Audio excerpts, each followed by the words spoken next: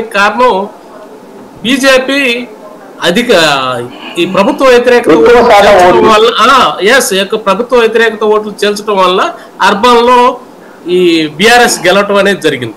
అదే పరిస్థితి మిగిలిన ఆంధ్రాలో తెలంగాణలో లేదు కాబట్టి, మామూలు రూరల్ ఏరియాలో లేదు కాబట్టి రూరల్ ఏరియాలో మీ ప్రభావం చూపించలేకపోయారు.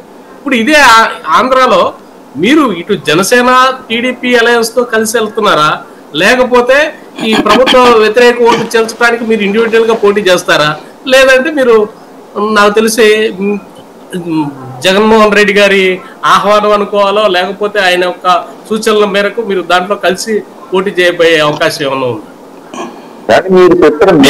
మీ దృష్టికి రాకపోవచ్చు, కానీ మీ అధిష్టానం నుంచి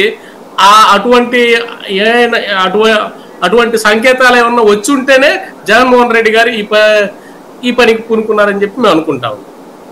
ఖచ్చితంగా ఇలాంటివి ఏదో ఆయనకి సంకేతాలు వచ్చి ఉంటాయని చెప్పి మేము అనుకుంటా ఉన్నాం.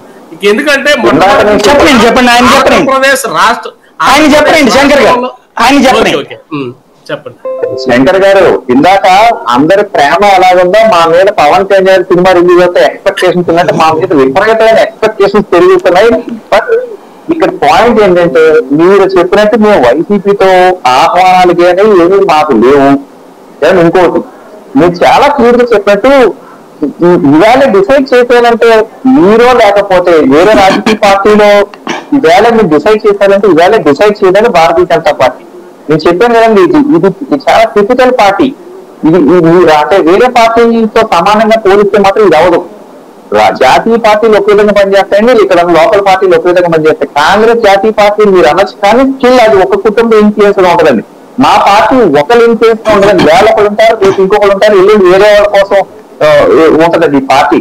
కాబట్టి డెసిషన్స్ అనేది సమయం వచ్చినప్పుడు ఆ సందర్భాన్ని అనుకూలంగా తీసుకుంటారు తప్పితే రేపు ఏం జరుగుతుందో తెలియకుండా ఇవాళ డెసిషన్ తీసుకుని దానికోసం ముందుకెళ్ళదండి. చాలా క్లియర్ గా చెప్తున్నారండి, మాకు తెలియదని మీరు అంటే మాత్రం అది నేను ఒప్పుకోను. ప్రతిరోజు కూడా ఈవేళ మా రాష్ట్ర అధ్యక్షుడు వారు పక్కన పైన ఎస్సీ పైన విజయనగరం పైన ఒక జిల్లాలో ఉన్నారు, మొన్న ఏలూరులో ఉన్నారు. రేపు మాకు మీటింగ్ జరుగుతుంది. 29వ తారీఖు కాకినాడ వస్తున్నారు, 28 రాజమండ్రి, 27 అమలాపురం. ఆవిడ అన్ని జిల్లాలో కూడా తిరుగుతానన్నారు. నేను చెప్పొచ్చేది ఏంటంటే, మా క్లియర్ కట్ ఇన్స్ట్రక్షన్స్ ఏంటంటే, భారతీయ జనతా పార్టీ సాధ్యమైనంత బలం పుంజుకొని 2024 నాటికి క్రియాశీలకంగా తయారవ్వాలి. సాధ్యమైనంత సీట్లు గెలుచుకునే విధంగా అంత బలం తీసుకెళ్తారండి.